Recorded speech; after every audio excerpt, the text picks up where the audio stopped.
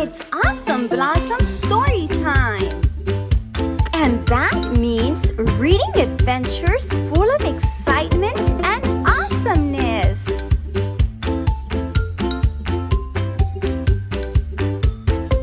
So let's get started and have some fun. So much fun! Come on and let's bloom together. Hi, my Awesome Blossoms! Are you ready for a new story adventure? The story is A Bad Case of Stripes by David Shannon. This story is about a girl who is very worried about what other people think of her, and this gives her a bad case of stripes. Camila Cream loved lima beans, but she never ate them. All of her friends hated lima beans, and she wanted to fit in. Camila was always worried about what other people thought of her. Today, she was fretting even more than usual. It was the first day of school, and she couldn't decide what to wear. There were so many people to impress. She tried on 42 outfits, but none seemed quite right. She put on a pretty red dress and looked in the mirror. Then she screamed. Her mother ran into the room and she screamed too. "Oh my heavens!" she cried. "You're completely covered with stripes." This was certainly true. Camila was striped from head to toe. She looked like a rainbow. Mrs. Cream felt Camila's forehead. "Do you feel all right?" she asked. "I feel fine," Camila answered. "But just look at me." "You get back in bed this instant," her mother ordered. "You're not going to school today." Camila was relieved. She didn't want to miss the first day of school, but she was afraid of what the other kids would say, and she had no idea what to wear with those crazy stripes. That afternoon, Dr. Bumble came to examine Camila. "Most extraordinary," he exclaimed. "I've never seen anything like it. Are you having any coughing, sneezing, runny nose, aches, pains, chills, hot flashes, dizziness, drowsiness, shortness of breath, or uncontrollable twitching?" "No," Camila told him. "I feel fine." "Well then," Dr. Bumble said, turning to Mrs. Cream, "I don't see any reason why she shouldn't go to school tomorrow. Here's some ointment that should help her clear up those stripes in a few days. If it doesn't, you know where to reach me." And off he went. The next day was a disaster. Everyone at school laughed at Camila. They called her Camila Crayon and Night of the Living Lollipop. She tried her best to act as if everything were normal, but when the class said the Pledge of Allegiance, her stripes turned red, white, and blue, and she broke out in stars. The other kids thought this was great. One yelled out, "Let's see some purple polka dots." Sure enough, Camila turned all purple polka dotty. Someone else shouted, "Checkerboard!" and a pattern of squares covered her skin. Soon, everyone was calling out different shapes and colors, and poor Camila was changing faster than you can change channels on a TV. That night, Mr. Harms, the school principal, called. "I'm sorry, Mrs. Cream," he said. "I'm going to have to ask you to keep Camila home from school. She's just too much of a distraction, and I've been getting calls from the other parents. They're afraid those stripes may be contagious." Camila was so embarrassed. She couldn't believe that 2 days ago everyone liked her. Now, nobody wanted to be in the same room with her. Her father tried to make her feel better. "Is there anything I can get you, sweetheart?" he asked. "No, thank you," sighed Camila.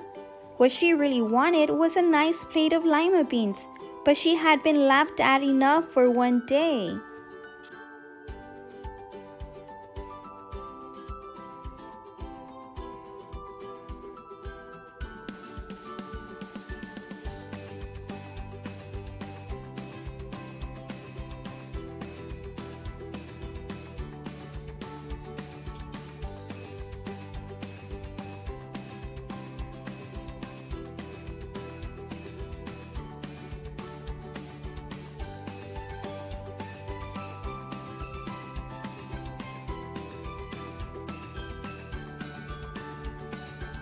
Well, it's not the mumps, concluded Dr. Grop. Or the measles, said Dr. Sponge. Definitely not chickenpox, put in Dr. Cricket. Or sunburn, said Dr. Young. Try these, said the specialist. They each handed her a bottle filled with different colored pills. Take one of each before bed, said Dr. Grop. Then they filed out the front door, followed by Dr. Bumble. That night, Camila took her medicine. It was awful. When she woke up the next morning, she did feel different, but when she got dressed, her clothes did not fit right. She looked in the mirror, and there, staring back at her, was a giant, multicolored pill with her face on it. Dr. Bumble rushed over as soon as Mrs. Cream called, but this time, instead of the specialist, he brought the experts. Dr. Gourd and Mr. Melon were the finest scientific minds in the land. Once again, Camila was poked and prodded, looked at, and listened to. The experts wrote down lots of numbers. Then they huddled together and whispered. Dr. Gourd finally spoke. It might be a virus, he announced with authority. Suddenly, fuzzy little virus balls appeared all over Camila.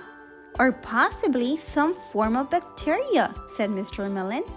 Out popped squiggly little bacteria tails. Or it could be a fungus, added Dr. Gourd. Instantly, Camila was covered with different colored fungus blotches. The experts looked at Camila, then at each other. We need to go over these numbers again, back at the lab, Dr. Gourd explained. We'll call you when we know something. But the experts didn't have a clue, much less a cure. By now, the TV news had found out about Camila. Reporters from every channel were outside her house, telling the story of the bizarre case of the incredible changing kid. Soon, a huge crowd was camped out on the front lawn. The creams were swamped with all kinds of remedies from psychologists, allergists, herbalists, nutritionists, psychics, an old medicine man, a guru, and even a veterinarian. Each so-called cure only added to poor Camila's strange appearance until it was hard to even recognize her. She sprouted roots and berries and crystals and feathers and a long furry tail, but nothing worked. One day, a woman who called herself an environmental therapist claimed she could cure Camila. Close your eyes, she said. Breathe deeply and become one with your room. I wish you hadn't said that, Camila groaned.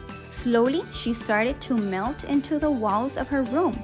Her bed became her mouth, her nose was a dresser, and 2 paintings were her eyes. The therapist screamed and ran from the house. What are we going to do? Cried Mrs. Cream. It just keeps getting worse and worse, she began to sob. At that moment, Mr. Cream heard a quiet little knock at the front door. He opened it, and there stood an old woman who was just as plump and sweet as a strawberry. Excuse me, she said brightly, but I think I can help. She went into Camila's room and looked around. My goodness, she said with a shake of her head. What we have here is a bad case of stripes, one of the worst I have ever seen. She pulled a container of small green beans from her bag. Here, she said, these might do the trick. Are those magic beans? Asked Mrs. Cream. Oh my, no, replied the kind old woman. There's no such thing. These are just plain old lima beans. I'll bet you'll like some, wouldn't you? She asked Camila. Camila wanted a big heaping plateful of lima beans more than just about anything, but she was still afraid to admit it. Yuck, she said. No one likes lima beans, especially me. Oh dear, the old woman said sadly. I guess I was wrong about you. She put the beans back in her bag and started toward the door.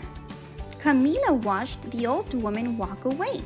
Those beans would taste so good, and being laughed at for eating them was nothing compared to what she had been going through. She finally couldn't stand it. Wait, she cried. The truth is, I really love lima beans. I thought so, the old woman said with a smile. She took a handful of beans and popped them into Camila's mouth. Mmm, said Camila. Suddenly, the branches, feathers, and squiggly tails began to disappear. Then the whole room swirled around. When it stopped, there stood Camila, and everything was back to normal. I'm cured, she shouted. Yes, said the old woman. I knew the real you was in there somewhere. She patted Camila on the head. Then she went outside and vanished into the crowd. Afterward, Camila wasn't quite the same. Some of the kids at school said she was weird, but she didn't care a bit. She ate all the lima beans she wanted, and she never had even a touch of stripes again.